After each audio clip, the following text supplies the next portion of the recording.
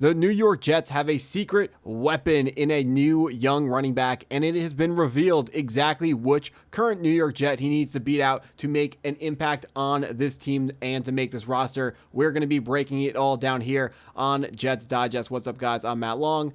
Before we hop into the video for today, only 39.8% of viewers are subscribed to the channel. So if you are not subscribed, please take a second, hit that subscribe button. It really helps me out a ton. But hopping into the topic for today, of course, we all, whoever watched the Saturday night football game between the Green Bay Packers and the New York Jets, we watched Donovan Edwards, the undrafted rookie free agent out of the University of Michigan, go off against the Green Bay Packers. His stats don't fully cover what he did. He had about a 70-yard rushing touchdown, wipe off the boards by what was a pretty bad call, but Sports Illustrated has more on the young running back. The former five-star back had his ups and downs at the University of Michigan, but it was his ability to make big-time plays in big-time moments that cemented his legacy in Ann Arbor.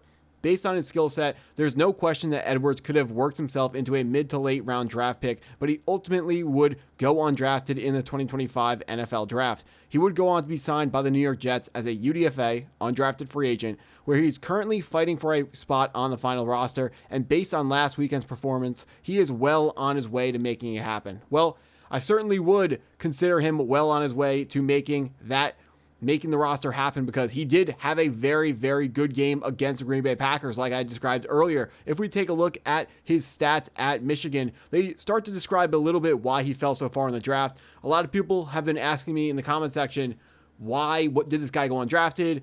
He looked so good at Michigan, and he did look good at Michigan, but if you dive into his stats, the analytics are pretty bad. His rushing yards per game, 4.2 and 4.6 is bottom of what the draftable running backs put up on a per carry basis. He was outgained per carry by Kyle Mullins, the backup running back at Michigan, who kind of even took over as the starting running back by the end of the year at Michigan. So it didn't, after that 2022 season, Donovan Edwards, we thought he was going to go crazy, but he analytically got worse. Eye test still looks pretty good, but the Sports Illustrated article described him making big plays in big moments. If you watched 2023 college football championship game, Michigan versus the Washington Huskies, you remember Donovan Edwards, I think it was his first carry he took to the house, and then he took another very long touchdown pass to the crib. But one of the things that the stats do show him doing very well is receiving.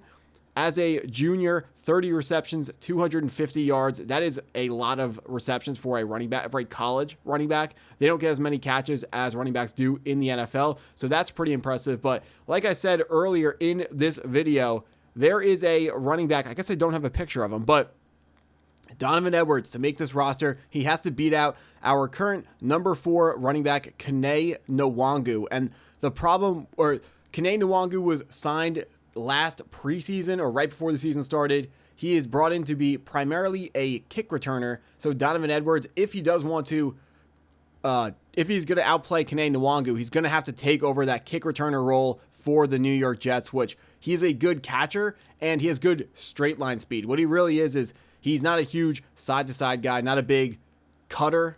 I call it all the special moves in Madden. When you hit a button, your guy does something like the spin move, the stiff arm, the hurdle. Donovan Edwards doesn't really have a whole lot of that stuff in his game, but he is, when he gets going in a straight line, he is pretty difficult to stop, and that works out pretty well for a kicker or for a kick returner. So that's going to be the avenue he's going to have to take if he does want to beat out Quinnen Williams. And I say he has to beat out Quinnen Williams because me personally, I don't really think he has a legitimate or realistic shot to beat out Isaiah Davis when it comes to that running back 3 role, and definitely not Braylon Allen or Breece Hall. But speaking of Breece Hall, for some reason, the media loves trying to get the New York Jets to trade Breece Hall. And we do have more on that, with people close to the situation speculate that the Jets could move Breece Hall by the trade deadline, then move forward with running backs Braylon Allen and Isaiah Davis and eventually draft a replacement in 2026. This is coming from Tony Pauline of Sportskeeda.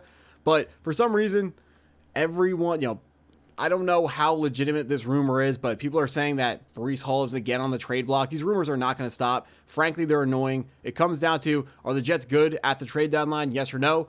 If they are good, you hang on to Breece Hall. If they're not good, you trade him away, because a running back is the final piece for a competing roster. That's what the San Francisco 49ers did. They were really good. They added McCaffrey. They got even better. Made it to the Super Bowl. They lost, but they made it there. Philadelphia Eagles were really good. Trade for Saquon Barkley. Win the Super Bowl. That's what you should be doing.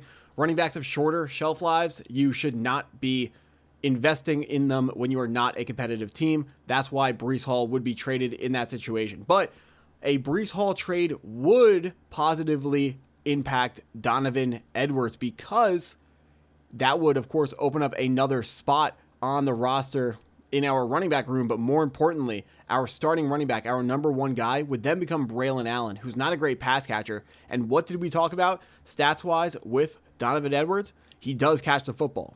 So should Breece Hall be traded, the chances of Donovan Edwards making this lineup would absolutely skyrocket it. That's what Donovan Edwards, that's his most realistic path of making the roster, because I do think this Jets front office is going to want to hang on to Quinnen Williams as a specialist, as that kick returner. Although if Donovan Edwards, if he keeps playing like he played in that first game, if he keeps ripping off big runs against the Giants and then whoever our third preseason game is, I'm forgetting it right now, he will probably be taken over Quinnen Williams, and they'll say, we're going to figure out kick returner a different way, because we do know the New York Jets want to run the football a ton this year. That's what Aaron Glenn keeps saying. That's what was hinted at by the committee backfield approach that we watched in preseason game 1 against Green Bay Packers. We watched Braylon Allen get touches, Isaiah Davis get touches, and Breece Hall, of course, got the starting touches. But a bunch of guys are going to get different touches, and when you are running that many running backs, guys are going to get hurt. That will just put up another opportunity for Donovan Edwards to get snaps with the New York Jets. Although I do think if the New York Jets are not going to pick up Donovan Edwards and put him on their roster, I would expect a different team. After what he did game 1, a different team will scoop him up. So I do not expect Donovan Edwards to hang around on our practice squad. The New York Jets have a very good running back room, and they would not, there are other teams that have worse running back rooms who would want Donovan Edwards. That's what I'm trying to say. But I did have one more quote from Sports Illustrated describing how good Donovan Edwards has been playing. And they said, former Michigan standout Donovan Edwards had an impressive debut performance for the New York Jets over the weekend. He finished the game with 9 carries for 42 yards and averaged 4.7 yards per carry. Edwards also broke off a 72-yard touchdown run that was unfortunately called back to a holding call, but the play still showcased his big playability. In addition to his rushing performance, Edwards also hauled in a 21-yard reception. Now, that reception was pretty impressive. It was a Texas route over the middle, or a halfback angle route, if you want to call it that, but, he faked outside, cut inside, made a good catch, ran up the field. That was a very good play as well. The stats don't matter in preseason, so the fact that that long rushing touchdown was called back doesn't really matter, because the only thing that changes is he doesn't get preseason stats. The coaching staff and the world still watch that play. They know what happened. In everyone's mind, Donovan Edwards had a huge touchdown against the Green Bay Packers, and that's what people are going to remember from this game. So that's going to help Donovan Edwards a ton when it goes forwards in terms of him making this roster. Excited to see where he is going to, what he's actually going to look like, because I was someone who was telling people that I know he looks really good when he plays, but this is not a player who's going to get drafted as high as you think. But just like I told someone earlier today, football is not played on spreadsheets. He can go out and show that the analytics don't mean anything. And if he can do that, I'll be rooting for him. I want to see him prove me wrong, because it's always cool to see outliers, always cool to see what guys can do, especially when they are wearing a New York Jets uniform. But that's what I got for today. If you enjoyed the video, please hit the like button, hit the subscribe button if you're new, and go Jets.